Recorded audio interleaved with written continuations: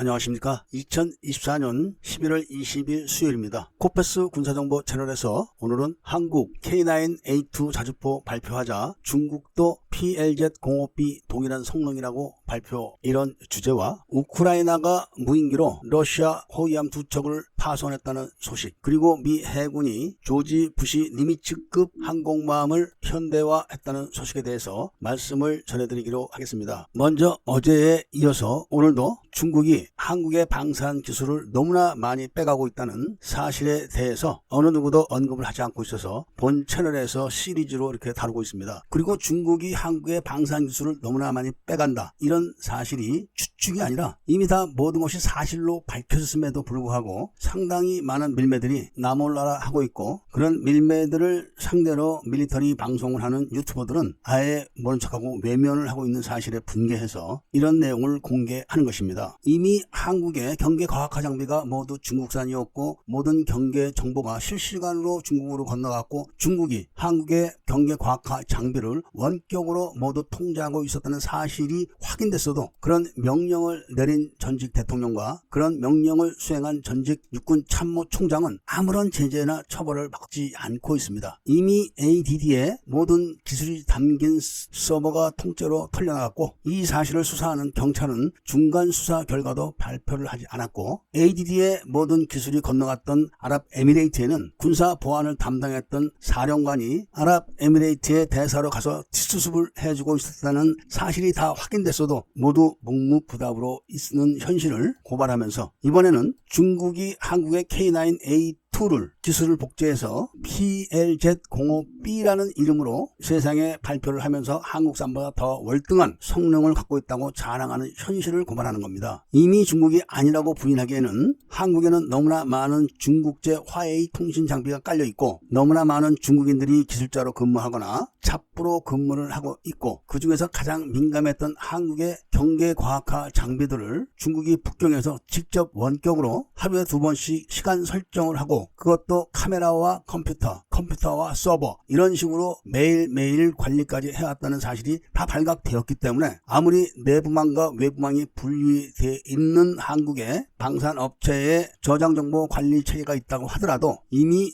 내부망과 외부망을 자연스럽게 연결해가지고 한국의 많은 방산 기술을 빼나간 것이 확인됐기 때문에 부인을 해봐야 아무 소용이 없는 겁니다. 중국이 한국의 방산 기술을 훔치는 것은 서방 세계에서 제공하지 않는 기술들이기 때문에 한국을 통해서 중국 정보부가 관리하는 시스템에 의해 가지고 공짜로, 그리고 그것도 완벽하게 기술들을 빼가고 있는 게 확인됐기 때문에 그런 겁니다. 이런 사실에 대해서 한국 정부나 국정원 또는 군사안보사령부 같은 데서 손도 대지 않고 있는 현실, 그리고 수사를 맡은 경찰에서는 단 한 번도 중간 수사 결과를 발표한 적이 없다는 사실에 대해서 왜 그렇게 많은 애국자라고 자처하는 밀리터리 유튜버들이 단 한 번도 이런 사실들을 언급하지 않는 데 대해서 본 채널은 개탄을 하고 있고, 1차로 고발했던 사실들을 교묘한 방법으로 수사를 지연시키고 있기 때문에 이 사실을 먼저 해결한 다음에 중국의 이런 군사과학 정보 기술을 빼가는 사실에 대해서 고발을 할 거라는 말씀을 전해드리고, 다음 이야기는 우크라이나가 11월 15일 날 러시아 카스피해에 있는 카스피스크 항구에서 러시아 함정들을 상대로 무인기 공격을 감행해가지고 최소한 2척 이상의 게파르트급 호위함에 피해를 줬다고 외신들은 보도를 했습니다. 2척의 호위함들은 연안 방어급 호위함들이고 다 최신형이며 손상된 부분은 빠른 시일 내에 복구가 될 정도로 경미한 피해에 불과했다고 보도했습니다. 문제는 공격을 가한 무인 공격기들이 러시아 방공망에 탐지되지 않고 작전을 한 것이 드러났기 때문에 러시아 방공망에 허점이 있다는 것을 증명했다는 소식과 함께 다음 이야기는 미 해군이 니미츠급 핵추진 항공모함 마지막 조지 부시 항공모함의 현대화 작업을 끝냈다고 발표했습니다. 조지 부시 항공모함은 길이가 333m이고 90대의 고정익 항공기와 헬리콥터를 수용할 수 있고